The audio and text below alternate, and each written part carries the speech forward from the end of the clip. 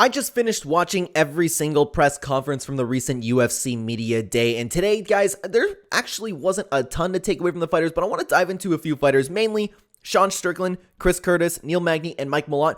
I want to dive into their press conference, something that they were saying, get into their headspace. Maybe we can have an idea on perhaps like how they're doing really. Maybe that can influence the betting, or if you're just interested in how the fighters are doing, I have a little bit of a recap here. I want to look into the fighters' headspace and what they are thinking. If you're interested in a particular fighter, timestamps will be there in the description, pinned comment down below for you to check out, guys. We're going to get into them in just a second. Before we do, though, I do want to say hello, everybody, and welcome back to another video. If you are new here, my name is Kyle. I am your guy with too many YouTube channels. Let's start off with Sean Strickland. So, guys, like I said, we all know what's been going on with Sean Strickland. Okay, he's been going crazy. He had a big, long press conference, but there actually wasn't a lot to take away from that. But there is one thing that it's not new to Sean Strickland, but I think it is important to take away from him, where Sean doesn't really care about anything. He's there to make money. So one could look at that and say, hey, he's not taking Dricus du Plessis serious. He doesn't care what's happening. Maybe he hasn't trained enough that he has been, but I think this actually really benefits Sean Strickland. From what we've seen, this dude is so comfortable in there just sparring. He's training on his own. He's happy making money.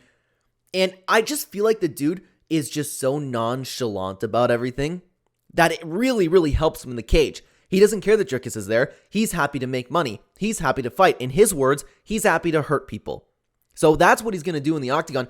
I like the idea that such a high-pressure situation, such a dangerous guy like Dricus du Plessis, Sean doesn't really care all that much. So I think that's important to note, and that's not anything new from Sean Strickland, but it's good to know that now that he's champion, nothing has really changed. But let's talk about Chris Curtis, guys, because Chris Curtis actually I have a little bit of a good feeling from, but something that I've talked about in the full card breakdown video that I did is I'm worried about Chris Curtis aging. Maybe we've finally seen him in his last performance start to get down a little bit, but Chris Curtis has officially been off of social media, okay? I did not know this, actually. I don't follow Chris Curtis, to be honest with you, but it's really nice for him because if you would know Chris Curtis, as soon as he loses a fight or as soon as a fan says something, he is, and to use his words, he's a very combative and argumentative person. He was always responding. Like, I swear to God, I could tweet out right now. And actually, a long time ago, I made a video on Chris Curtis, and he came in just complaining back at me. I was talking about the bad attitude that he has. But you could actually, as soon as Chris Curtis is on, he said that he's been on and off, but he's off for the most part. You could literally tweet at Chris Curtis and just say whatever you want, and he'll reply and start arguing with him. And that, he was talking about how draining that was and how distracting that was for him. And he's been off of social media, and he's found a lot of inner peace.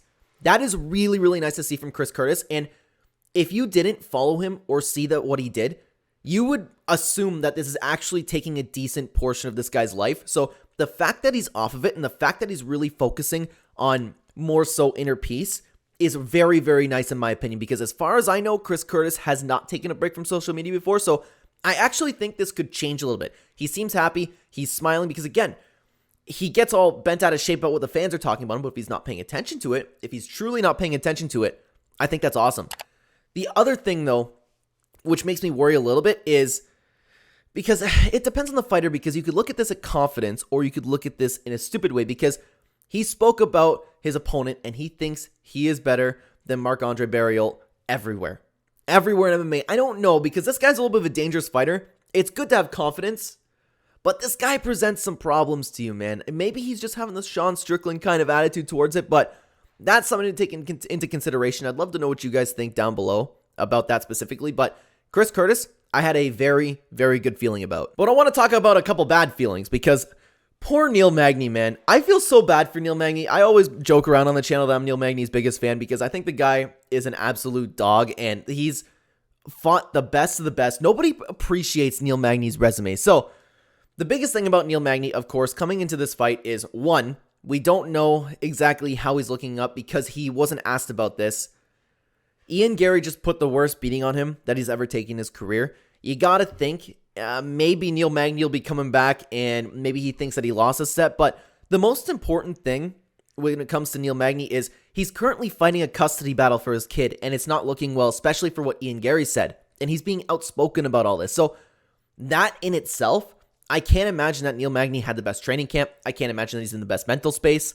Maybe, it's tough to say because that is something so big in your life. And while you're going through training camp with all of that added stress, I don't think that's a good thing. So I worry a lot for Neil Magny because he opened up a lot about his custody battle right now. There is one more fighter that I wanted to talk about though, guys, and that being Mike Malott. I believe Mike Malott is too confident. I do. The dude eludes confidence, right? And he's had fantastic performances so far, but he needs to realize that he is fighting Neil Magny. Neil Magny has put a stop to a lot of hype trains. We don't know that Mike Malott's a hype train, but he hasn't fought anybody to the level of Neil Magny yet. So to use Mike Malott's words, he sees Neil Magny as a number.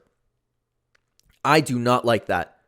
You need to look at your opponent. You need to take him seriously. Yeah, you know what? You could be working on yourself. That could be the primary goal of your training camp. But to see Neil Magny, to see a top 15 welterweight in the world as just a number, I think that's crazy. I think that is absolutely crazy. And I'm not saying this like to hate on Mike Malott or anything. Maybe he didn't mean that. But at the end of the day, he said that. I know that some people get annoyed by Mike Malott. I don't want to come off like I'm hating because I don't dislike him. I think he's too confident right now. That could work out for him at the end of the day. He's talking about wanting to be like the next GSP, right? But one thing that I did like from him is he said that he's going to thrive off the Canadian crowd. We've seen this before. He's excited. Something that I did like that he said is he looks at the Canadian crowd as a privilege. It's not stress. He's honored to be there. So that's very, very nice to hear from him. And we've seen him go crazy with the Canadian crowd and really thrive off of that. And the Canadian fans, honestly, they cheer so much more than pretty much any fan base ever. It's one of the best crowds to fight in, especially if you're Canadian, right? So that works out for him, but I really, really don't like the fact that he just sees Neil Magny as a number. You need to take him absolutely seriously. But speaking of taking fighters seriously, guys, I do have to ask you, are you going to be betting on fights this weekend? If so, check out this complete betting guide for you about UFC 297 where we go through all of the best bets to make. Thank you so much for watching, guys. Take care.